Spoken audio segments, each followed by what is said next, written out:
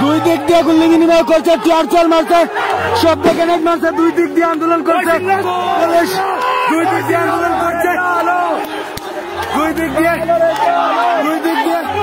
এই বেরিয়ে আসো, বেরিয়ে আসো, বেরিয়ে আসো, এরা কালীঘাটে চলে আসবে।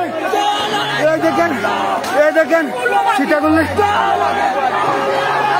দুই দিক দিয়ে আন্দোলন করছে, আস্থা এলাকা দুয়ার চিহ্ন।